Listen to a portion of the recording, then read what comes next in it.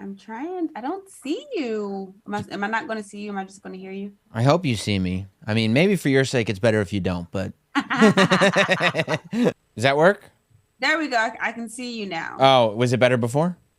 I, I'd rather see you. You know. Fantastic. I'm glad that you said that. Well, welcome, the EST of the WWE, Bianca Belair. And like, I've been thinking about you specifically for like a little bit because I'm trying to process how your brain is working, right?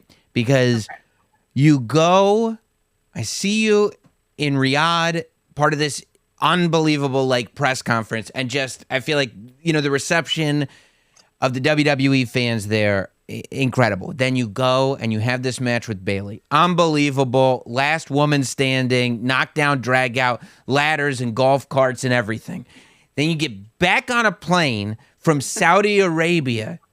You go right to Monday Night Raw, where we're just sitting at home watching this stuff, taking it all for granted, and you're challenging people to War Games matches. Like, at what point do you get to, like, reflect and at least, like, process what is going on? Well, I mean, let's not forget before Saudi, we also were in Mexico, Oh, my God. Saturday and Sunday. Then we went straight to Raw, on a flight, landed at 6 a.m. the Monday morning of Raw. Then we went to Saudi Arabia. Oh, my God. Yeah. Yeah. No, but this lifestyle is nonstop. A lot of people they see us in the ring for the 10 to 20, 30 minutes, but sometimes don't realize what all goes into it beforehand and afterhand. A lot of times I feel like I'm on autopilot where I'm just pushing through and trying to get to what's next. And you really have to stop and reflect on what's happening and how big moments are. And that actually happened to me after the match in Saudi Arabia. I got backstage and I broke down, and a lot of people were coming up to me like, "Oh my God, are you okay?" And I'm like, "No, they're happy tears. It's good tears because everything happens so fast, and you really have to like soak in the moments and realize how big the moments are." But then you get right back on the plane and you go to Raw, and then now, like you said, challenging people for War Games and on to the next big thing. So it's always just pushing forward and moving through, but trying to take the little moments to stop and reflect on how big the moments really are. Especially because I'm sitting there and I'm reading these stories about how you handmade your gear Oh. for Saudi while you were on the road, which it's not even Yeah. like you can follow a pattern that you used for previous gear because it's the full bodysuit and it's completely Yeah. decorated and everything. I mean, how does that even work? Like, do you have, like, make yourself an area in a hotel room? Are you like a master of sewing on a plane? Like, I'm a master of figuring it out as I go. yeah. I mean, for one, I never even took a professional sewing class to begin with. I've learned everything from YouTube. So, the more busy my schedule gets, I'm having a hard time finding time at home to make gear. So that's why I had to make it. I had no choice but to make it on the road. And then being overseas, I couldn't use my sewing machine because the voltage is so different. It would have blown my sewing machine up. So I do everything by hand. So Oh my I'm literally gosh. on the bus telling people, well, you can't sit beside me because I need this seat to do my gear, or on the airplane, like I need both seats, and in the hotel room or in catering, like anywhere, any place I could find, the locker room in the corner, I'm finding any place that I can try to make my gear. And I was literally making it up until the night before I went out. Which, like, yeah, and that goes back to like the reflecting and everything that you don't have a minute of peace Um, because it's constantly like, nope, you gotta get ready for the next thing, gotta get ready for the next thing, gotta get ready for the next thing. I think that the War Games thing is what really made that occur to me. That like you're literally off a plane, just going and going and going. Hopefully, there's like a yeah. day you could just like, But oh, yeah, it's and always on the go. and then I hear on this investors call, they go like, "Oh yeah, we've re-upped our deal with Hulu, and we're gonna have the Montez and Bianca show on Hulu." And I'm like, "This lady has cameras on her all the time now. Is that what's going on?" That it's a nonstop show. My new merch shirt, it says no rest for the best, and that is like the most true statement out there. The little bit of downtime that I had at home, it seems like that's going to disappear as well. But at least I get to do it with my husband. That's the icing on the cake. The light at the end of the tunnel is that I do get to do this with my husband. So that makes things a whole lot sweeter and better. What's it been like for you? Was there a click when it was like, I feel like in the beginning you started, you've always been up here, like you WrestleMania moments, boom, here we go, here we go. But in the beginning it was like, for a new person, she's incredible.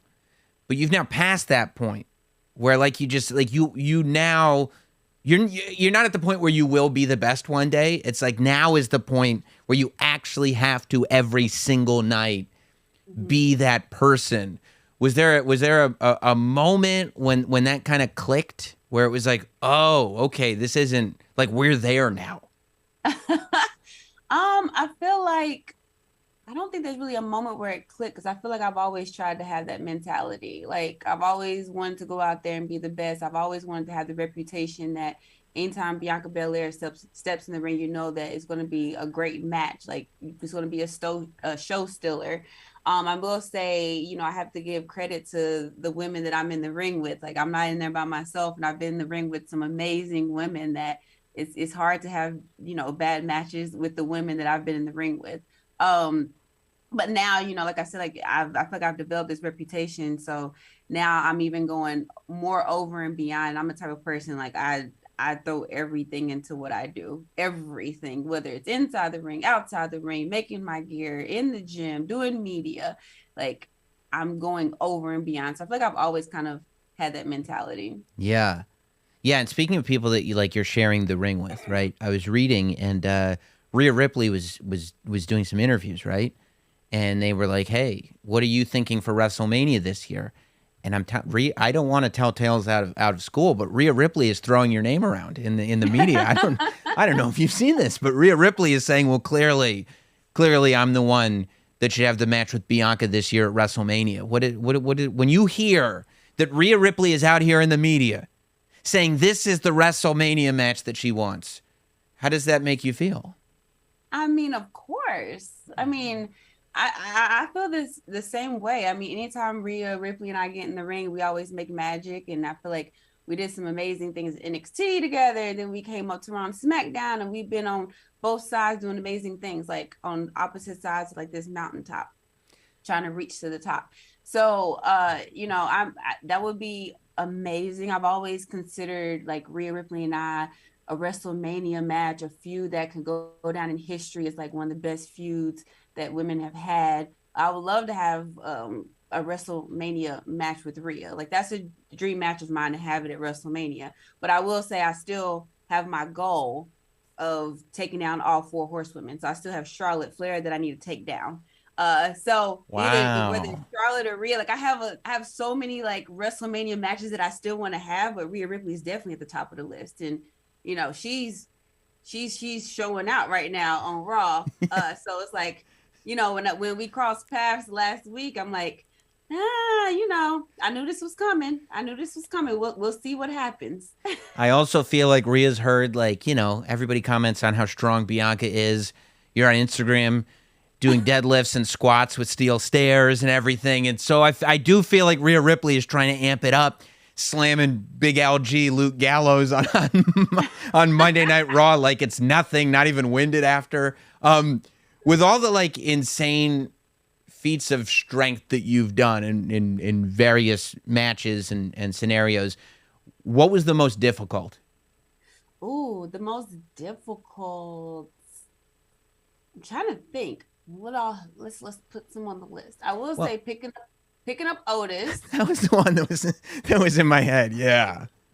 For one, I mean, and I had to pick him up after jumping hurdles and climbing a wall, and then I'm like, I got to pick you up and walk with you. And it was on, people forget sometimes live TV, like what happens if I fall in an obstacle course. But picking up Otis, I mean, I think he's probably the heaviest person that I've ever picked up and walked with. Yeah. Um, What a I would, statement. yeah, I would think, I think picking up Otis. Yeah. I also just love you're like, I mean, I guess there's nothing harder than picking up Otis, but I did that. So, I mean, this is kind of what I do. I think I it's will say I've also pressed Rhea before.